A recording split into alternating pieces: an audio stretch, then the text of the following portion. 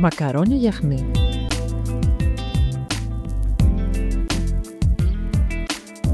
Υλικά για 4 άτομα. Μισό κιλό μακαρόνια. 400 γραμμάρια χυμός ντομάτας ή κονκασέ ή φρέσκες ντομάτες. 2 φρέσκα κρεμμυδάκια ψιλοκομμένα. 1 κουταλιά σούπας πελτές. 2 με 3 κελίδες σκόρδο. 1 φύλλο δάφνης. 1 ξύλο κανέλας. 1 κουταλάκι του γλυκού αλάτι. Μισό κουταλάκι του γλυκού κανέλα τριμμένη. Μισό κουταλάκι του γλυκού πιπέρι. 60 ml ελαιόλαδο. 1 κουταλιά τη σούπα ζάχαρη προαιρετικά. Σε μία ρηχή και πλατιά κατσαρόλα ρίχνουμε το ελαιόλαδο και το αφήνουμε να ζεσταθεί.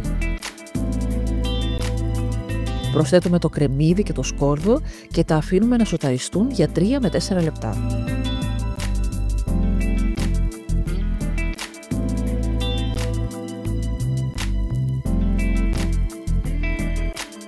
Ρίχνουμε το ξύλο κανέλας και τη δάφνη για να βγάλουν τα αρώματά τους κατά το σοτάρισμα. Αδειάζουμε στην κατσαρόλα τον πελτέ. Ανακατεύουμε καλά για 1 με 2 λεπτά. Προσθέτουμε και τις ντομάτες. Ανακατεύουμε ξανά. Ρίχνουμε το αλάτι, το πιπέρι και την τριμμένη κανέλα. Ρίχνουμε και τη ζάχαρη αν τη χρησιμοποιήσουμε. Ανακατεύουμε και αφήνουμε να μαγειρευτούν σε μέτρια φωτιά για 6 με 8 λεπτά.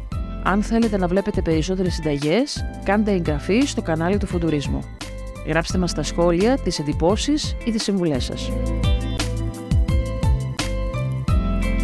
Προσθέτουμε στην κατσαρόλα 700 ml βραστό νερό.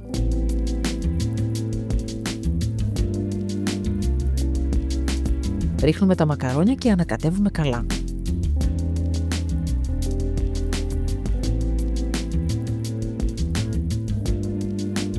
Χαμηλώνουμε την ένταση της φωτιάς και αφήνουμε τα μακαρόνια να βράσουν.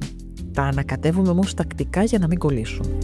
Είναι πολύ πιθανό να χρειαστεί να προσθέσουμε λίγο ακόμη βραστό νερό. Όταν τα μακαρόνια είναι έτοιμα, τα σερβίρουμε όσο είναι ζεστά. Εάν θέλουμε, μπορούμε να προσθέσουμε και το αγαπημένο μας τριμμένο τυρί.